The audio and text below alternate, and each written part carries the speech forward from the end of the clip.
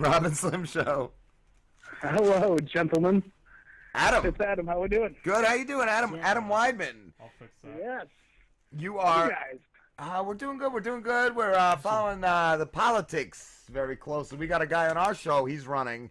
So I was going to ask you, Adam, who do you like? Do you like Hillary, Trump, or we have the Slamborghini? And his, I think his slogan is "I don't care, baby." Yeah. Oh, I mean, I've never been a Hillary fan. Nice. You know, Trump. You know, for just the the comedic value is good. But you know what? He's running. Your guy there is running on the I don't care platform. Yes, he doesn't care. Everything's okay, but I think he wants to enslave us in the end. Yeah. And like turn us into a paste for homeless people. No, that's the other homeless. Oh, the other homeless guys. Yeah, but he also he said instead of a wall, he wants to put a tar pit between us and Mexico, and on our side it's just going to be empty Home Depots. Yeah, and so the guy, right? And his running mate is Ron Burlington. But he had him killed. He had his running mate killed, Adam. But then he showed up again somehow. He resurfaced. He did. It's been a rough run for these guys. Sure, yeah. I mean, I listened to one episode in preparation for this, and no, it was good. It was good, and oddly enough, it was. I heard Mexicans and tar pits in Home Depot. All right, I was like, oh, this is gonna work. Yeah. Just fine. That's all we need to know. What you're a comedian and a writer, Adam? And an actor, and yeah, just kind of an international sex symbol. I thought so. I saw a semi-functioning man-child. I like that. Yeah, that is true. That is true. Yeah, I got out of bed to drink a beer. So. That's the only thing to get out of bed for, I think. I've done that plenty of mornings. right. Yeah. How long have you been doing comedy for, dude? How long have I been doing comedy? Gosh, I started writing scripts and screenplays probably 7 or 8 years ago, and then started doing stand-up about 4, I would say. 4 to 5. What did you? So you wrote first, and then you started comedy? Yeah, exactly. Yeah, just I had no idea what I was doing. I could, when it came to writing, I started as a musician actually, and I was absolutely fucking horrendous at that. What did you play? I mean, just terrible. Like, I tried to do I think just especially my early 20s or late teens, I had this. Chris Carrabba, dashboard confessional, like just inner, inner in my soul. I saw myself as that. Where can I find this? Can I find your music anywhere? It's probably online. Like I think my biggest goal in life is to get to a level of fame where anyone listening to that would be just, it would be a big deal. Any talk show just playing that music. Because I can't lie, it was horrible. The reviews, like people would troll us. Did you have like a get-up? Did you wear like an outfit or like makeup or anything? I mean, I'm a chunky kid, and I wore skinny jeans then, and I still do. Just I don't know, something I'll never get over maybe. But yeah, I mean, there was threats to come to our shows and then piss on us, and yeah, I'm gonna come to your show and piss on you. I'm gonna pee on you. Right.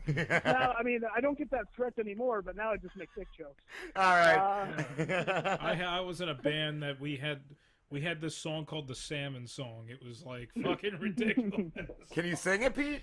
I have to remember the lyrics, but I could. Next week I want to hear the Salmon Song. We get somebody that can like. Wow. I'll do the Salmon Song. What Adam, do you perform a lot? Is there a lot of gigs out there? Because you're in Wisconsin, right? Yeah, I am in Wisconsin, and not all that proud of it. I get why people. Because where are you guys at? Jersey. And I've spent some time. I've lived in New York City before, and I get why people in other states look down on Wisconsin. I do. We actually have a competition to see who can throw cow shit the furthest. The Cow Patty Olympics. There's That's a pretty cool. built around it and everything. I didn't know that. Is it like the discus with like cow pies? I think so. Yeah, I'm pretty sure. Are there like corn dogs and shit like that there? Like, yeah, it's like a whole festival. It's a whole fair. The record is 248 feet. I kind of want to see that. I kind of want to go. I don't know what the winner gets. They probably get to be governor or something. But yeah, from Wisconsin, and you wind up performing at a lot of bars. Okay. And so that's why I didn't know if there was like good comedy scene here. 3 or 4 places like that you regularly went to, or if it was like not particularly. It's just kind of anyone that will listen to me. But no, I love performing at a comedy cafe. That's our big club here in Milwaukee. So cool. Anytime I get time there, I'm a happy boy. Are you a headliner? Oh no.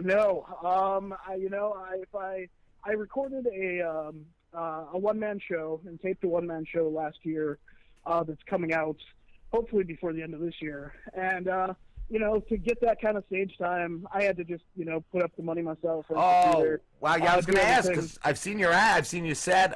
You're solid, man. You're funny. You got great delivery. No problem, bro. And I saw you coming out with the comedy CD, so I didn't know if if a record company contacted you over that, or not yet. I think when that's done, I'm going to be sending it around and seeing if we can get some larger scale distribution. Cool, dude. But yeah, I mean, I wouldn't call it fake it till you make it, but I mean, I'm just kind of putting everything on the line to make things happen. And I feel it's kind of what you have to do. Yeah, absolutely. So yeah, it's trudging forward, and thankfully I can max out credit cards to try and. I feel too like if your product is good, it will show in the end. Yeah, absolutely. And so if anyone, not to start with the plugs early and be a whore, but if anyone's interested, you can go to feelgoodalbum.com and listen to the album preview of my record, Not a Feel Good Story. Nice, dude. Nice. Yeah. How long did it take to put that together?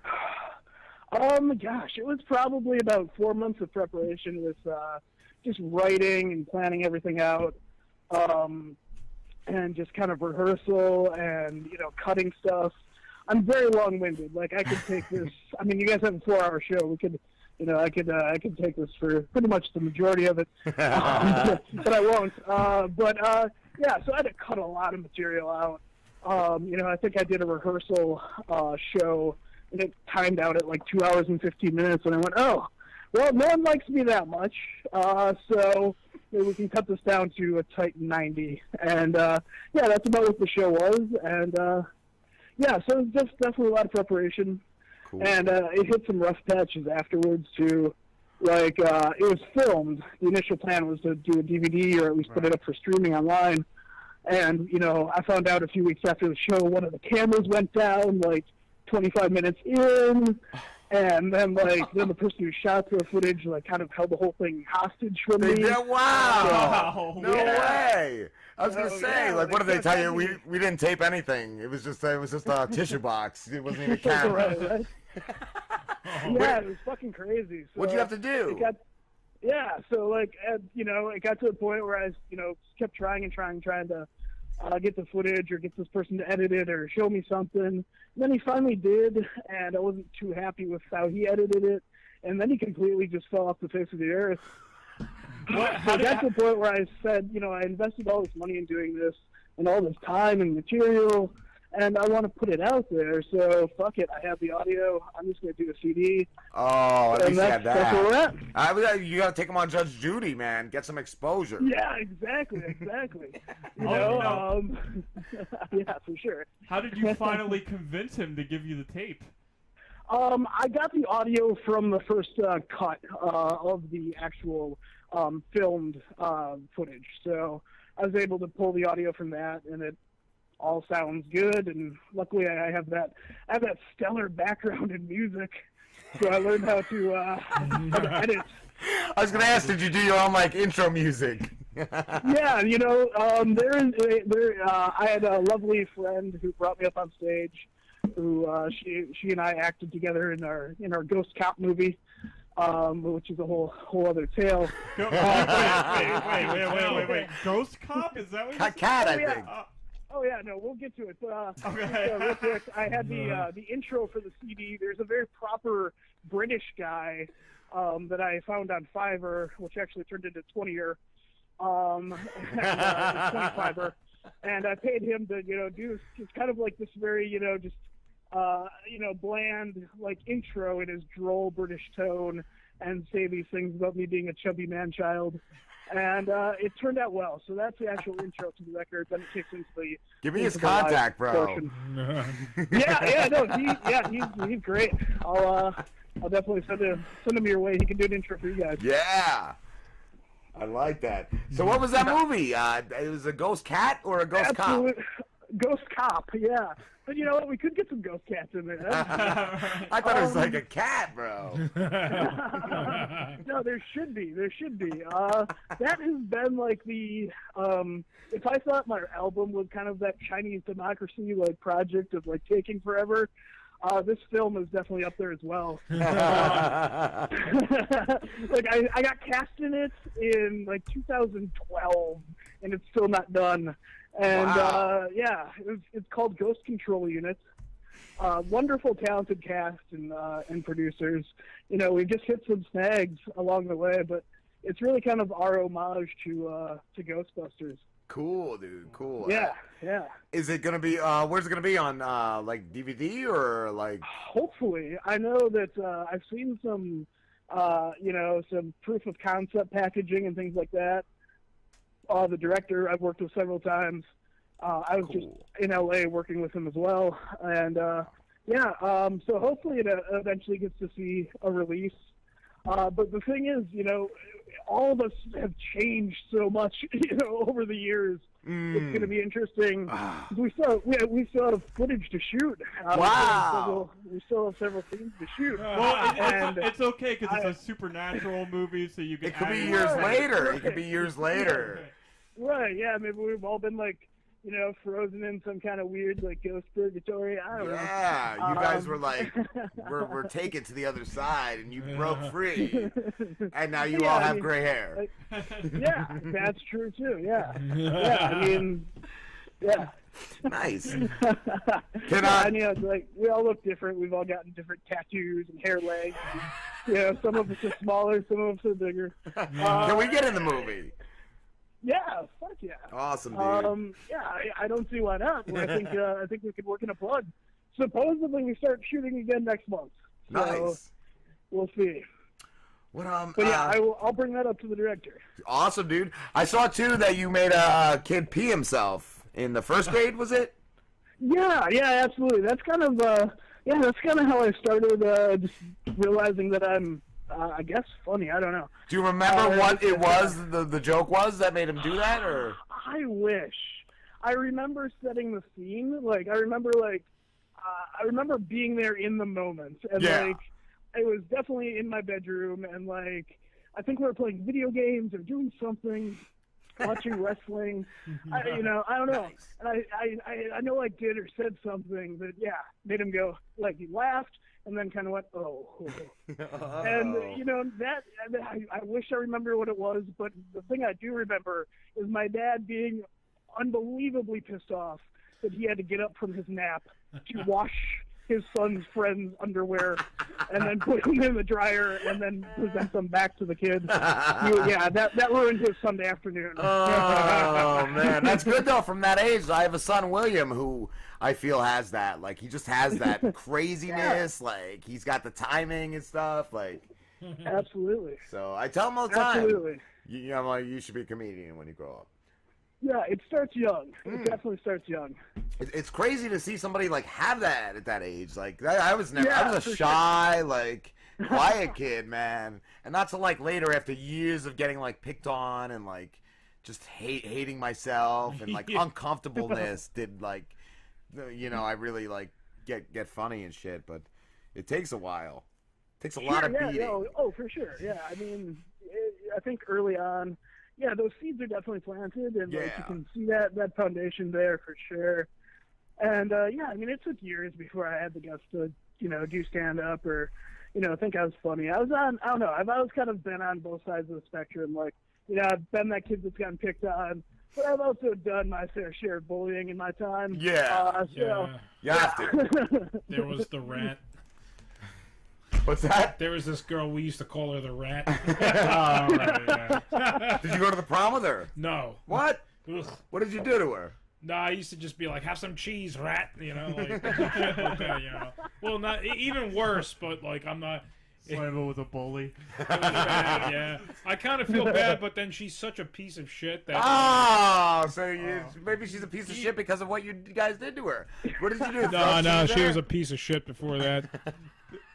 The greatest thing he ever did is he started. You got to tell the shave the mullet story. This is amazing. What? Oh God, yeah. There was this like fat kid, and like I used to be friends with him in elementary school, right? He was, but it was kind of like, ever seen that episode of the Simpsons where Bart Simpson goes to Nelson's house, and there's that like that rusting car in the backyard. It was exactly like that. Well, a couple years later, we got a little older. He didn't like me so much anymore because he was just kind of, he was just kind of a redneck scumbag, and I really wasn't like that. So like, anyway, he'd always make fun of me, like just constantly saying shit and like fucking with me. So one day, it was field day, it was 8th grade, we're all in the bleachers, he's like giving me shit again, right?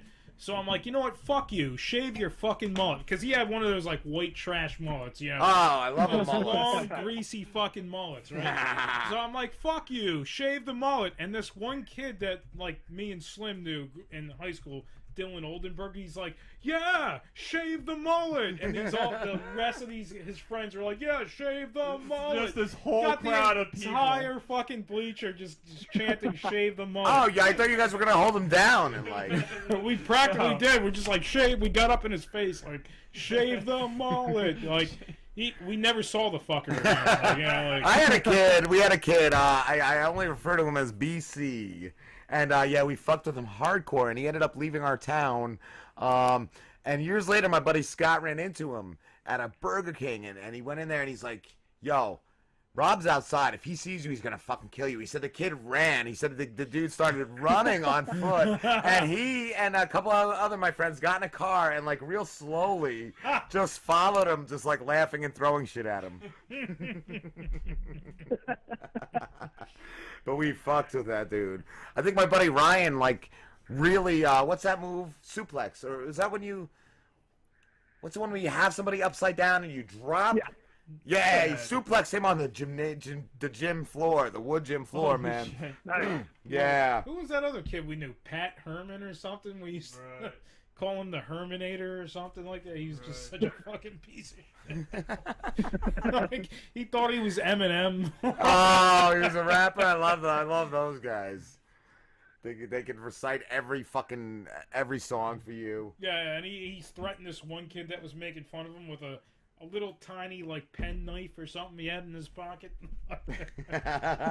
So man, are you planning on reshooting like another special? Because I thought that was brilliant that you decided I'm just gonna make my own 1-hour special, because we know a lot of comedians and I don't think we know anyone who's just said I'm just gonna make an hour special. So that's pretty cool. Like, are you thinking about redoing it or? No, I mean, with that material, it's all, I don't hate it by any means, but, like, it's all older material for me. So, and, like I said, I'm putting that material on the CD. So it'll see a proper release.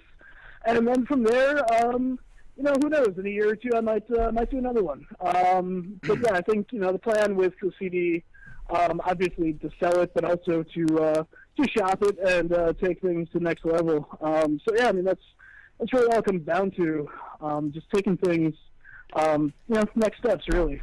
Cool, man. Sam Slade just said it's what was it, pile driver. He said not a suplex. Yeah, that's another strong move. That's what he did. He just did that shit. Yeah, paralyzing some teams. Yeah. And I think we all used to beat the shit out of him in the locker room. And then he'd run to like one of my other friends for help, and my other friends was like, whoever he ran to would just beat him. There's always that one friend. There's no apology that would work for what we did to this kid. Oh man, Adam, what gigs do you have coming up? Let's see. So, I'll be doing a lot of filming here in the next few months ahead, and you know, a lot of writing as well. You know, I was checking, you know, before I called over here, I was checking the Actors Access that I get emailed, you know, potential roles, you know, like 3 or 4 times a day. And, you know, I could submit to play an Applebee's manager in Home Invasion Slumber Party 4. That's an option that I got staring me down, so I feel pretty good about that. I think you got that, bro. What's that? I think you would land that. You would get that part. I think so. Yeah. I mean, you know, I thought, you know, clearly, you know, I spent 2 weeks in LA just a couple weeks ago. So I think that time there is really paying off. Nice, I can dude. land that Applebee's manager role. So yeah, let's see. So I got like I said, I was in LA. Really my career's kind of peaked because I got to perform in front of a midget hooker at a hotel lounge. So like it's not gonna get better. Like you know, I'm not gonna be able to really. At least I don't think. I don't know. Maybe I'm holding myself back with that mindset, but I don't know. It's going to be a hard one to top for I think that is the top. It feels that way anyway. Was she like half burnt or something? I feel like that had to be like. Well, like the midget from Total Recall. Like Quado? Is I that? mean, it was very similar to like that, but I feel there's like 80% more scoliosis. Like you know, she's in like this leopard leather. Rheumatoid arthritis.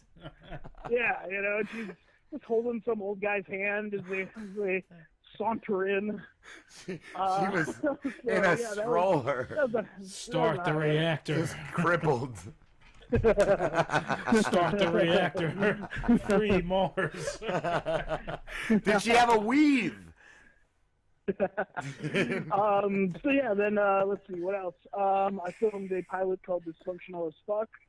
So hopefully that gets to see the light of day before too long as well. So that should be a fun show. It's almost like I would call it like Bonnie and Clyde meets It's Always Sunny in Philadelphia. Just like these two very, very just haphazard young criminals trying to get by. Brother and sister team trying to just, you know, steal from people and live on the lam. So we'll see what happens with that. Awesome, dude. Yeah, that could be fun. Then, like I said, my album, Not a Feel Good Story, should be out either, I don't know, it keeps getting pushed back because I'm clearly motivated to do more audio engineering.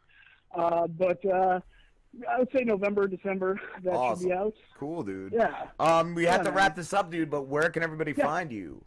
Cool. On Twitter at AdWide, that's ADWEID, and then adwide.com.